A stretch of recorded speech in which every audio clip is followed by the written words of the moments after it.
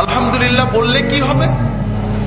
এক নম্বর, আমরা আল্লাহর কাছে সওয়াব পাবো, ব্যাপক সওয়াব বরকত পাবো, যেটা আজকে আর বিস্তারিত বলছি না। দুই নম্বর কি হবে? আল্লাহ কোরআন কারীমে বলেছেন, লা ইন শাকারতুম লা আযীদান্নাকুম ওয়া লা ইন কাফারতুম ইন্না আযাবি লাশাদীদ। আল্লাহ বলেন, তোমরা যদি শুকর করো আমি তোমাদের বাড়িয়ে দেব, আবার বাড়িয়েই দেব, আর যদি নাশকরি করো আমার আযাব আসবে। হাজিরিন, তাহলে কি হবে? আমরা যদি আল্লাহর নিয়ামত হৃদয় দিয়ে অনুভব করে আলহামদুলিল্লাহ বলতে পারি, তাহলে আল্লাহর নিয়ামত কি হবে? বাড়তেই থাকবে, কষ্ট কমতে থাকবে।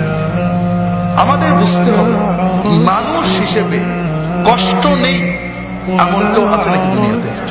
দুনিয়ার প্রতিটি নিয়ামতে ভেজাল আছে ভাইরা।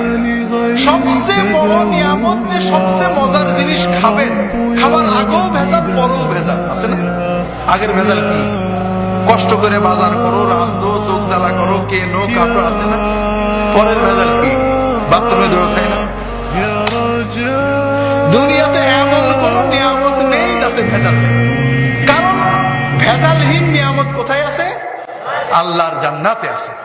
ওইটার নিয়ামত যেন বুঝতে পারি লোভ হয়, এই জন্য আল্লাহ দুনিয়াতে সব নিয়ামতে ভেজাল দিয়েছে। কষ্ট নেই কার? প্রত্যেকের কষ্ট আছে। আর ভিতরে দিয়ে মানুষ হিসেবে কষ্ট তো থাকবেই, ব্যথা থাকবে, বেদনা থাকবে, কষ্ট থাকবে, রোগ থাকবে না। আমার বয়স 40 হবে, 50 হবে, রোগ হবে না, ব্যারাম হবে না, এটাকে কথা হলো নাকি? হবে। কিন্তু আল্লাহ তো আমাকে অন্তত অনেকের চেয়ে ভালো রেখেছেন। আলহামদুলিল্লাহ, কত নিয়ামত আল্লাহ দিয়েছেন। প্রতিটি নিয়ামত হৃদয় দিয়ে, মন দিয়ে, বসে বসে চিন্তা করে করে, মনে করে করে, পরাণ খুলে বলতে হবে আলহামদুলিল্লাহ।